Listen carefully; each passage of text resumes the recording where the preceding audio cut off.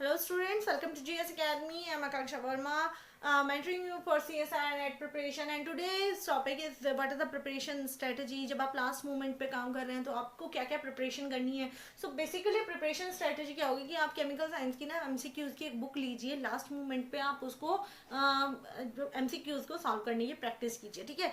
अच्छा, सबसे ज़्यादा स्कोरिंग जो लास्ट मोमेंट है उस टाइम पे आप ऑर्गेनिक में नहीं उठाएंगे. ऑर्गेनिक जो है बहुत पजल कर देती है, बिकॉज बहुत सारे कॉन्सेप्ट हो जाते हैं, हॉच पॉच हो जाता है. सो उससे बचने के लिए आपके पास क्या है, आपके पास एक मेथड है कि आप थोड़ा सा सिलेक्टिव पार्ट पढ़िए. सो कौन सा सिलेक्टिव पार्ट पढ़ना है? सो केमिकल साइंस के MCQs पढ़ने हैं. बेसिकली आप पार्ट ए की प्रिपरेशन कीजिए ज़्यादा.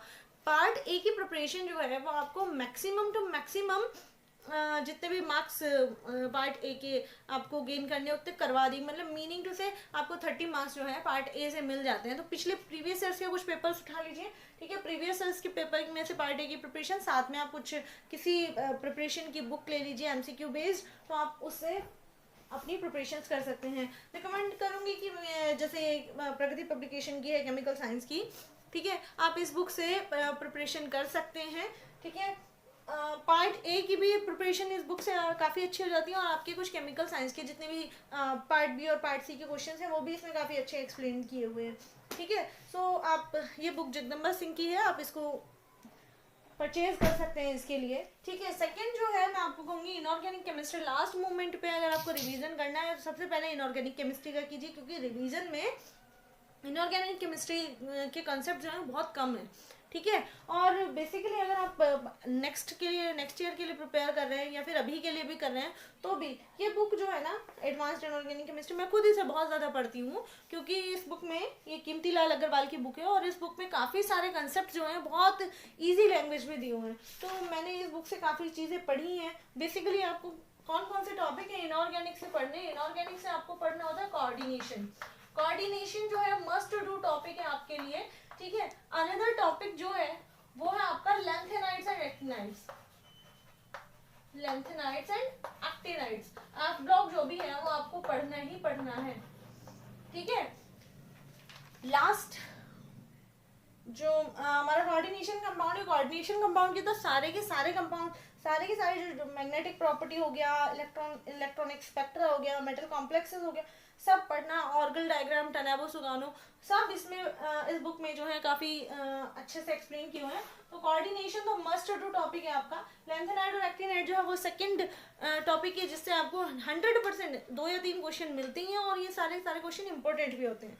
ठीक है. तीसरा जो आपके लिए मैं मस्ट डू टॉपिक कहूँगी वो होगा आपका पॉलीमर्स. ठीक है. इनऑर्गेनिक पॉलीमर्स जो है एंड क्लस्टर्स, वो भी इस बुक में बहुत अच्छे से एक्सप्लेन किया हुआ है. तो आप इस टॉपिक को भी यहाँ पे इसी बुक से पढ़ सकते हैं. ऑलमोस्ट अगर आप लास्ट मोमेंट स्ट्रेटजी में इस बुक को पूरी खत्म कर लेते हैं तो आपको काफ़ी अच्छे मार्क्स हमें मिल सकते हैं. अच्छा, लास्ट में आता है फिजिकल केमिस्ट्री. फिजिकल केमिस्ट्री जो है वो आपका प्लस पॉइंट बन सकती है अगर आपने सारे के सारे फार्मूलाज बड़े ध्यान से पढ़े हैं तो. ठीक है. फार्मूला बेस्ड है, आपको डायरेक्ट फार्मूला आता है एग्जाम में, तो आपको टिक करना होता है. 4 में से कोई एक ऑप्शन करेक्ट होगा, ऑब्वियस सी बात है. तो वहाँ पे आपको सिलेक्ट, अगर आपने फार्मूलाज अच्छे से पढ़े हैं तो आपको अच्छा रिस्पॉन्स मिलेगा जब आप फिजिकल केमिस्ट्री पढ़ेंगे. फिजिकल केमिस्ट्री की मैं जो रिकमेंड करूँगी वो बुक है गुरटू एंड गुरटू. ठीक है. गुरटू एंड गुरटू. इस बुक को देख के आप खुद समझ सकते हो कि मैंने खुद ये बुक कितनी पढ़ी है. पूरी बुक मैंने कई बार पढ़ चुकी हूँ मैं इसको. ठीक है. सो ये जो बुक है लास्ट 6-7 ईयर्स से मैं इस बुक को पढ़ रही हूँ, और हर बार मतलब मैक्सिमम क्वेश्चन जो हैं वो इस बुक से सॉल्व हो जाते हैं. इस बुक में मेनली आप थर्मोडायनेमिक्स में भी आप 3 टॉपिक्स जो है मस्ट डू हैं. ठीक है. डू एंड डाई वाली कंडीशन में आप ये 3 टॉपिक जरूर कीजिए. एक तो आपका सबसे पहले है क्वांटम. क्वांटम तो आपको करना ही करना है, क्वांटम छोड़ना ही नहीं है.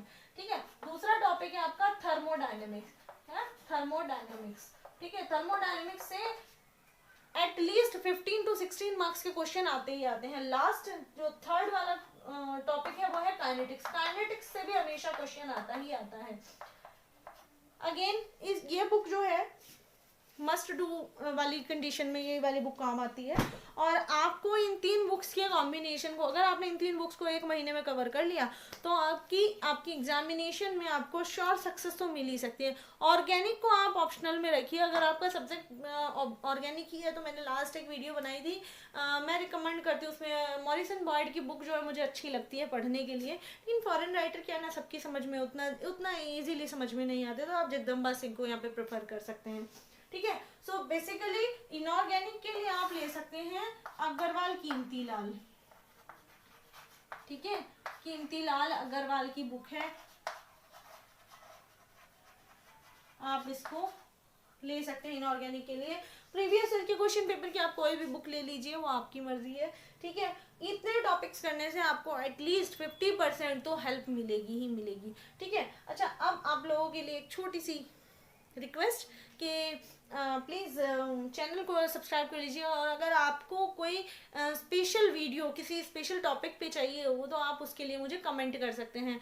लाइव क्लासेस बहुत जल्दी स्टार्ट करेंगे हम लोग, और हाँ, इन तीनों बुक्स का लिंक डिस्क्रिप्शन में है, आप वहाँ से इसको परचेज भी कर सकते हैं। Thank you.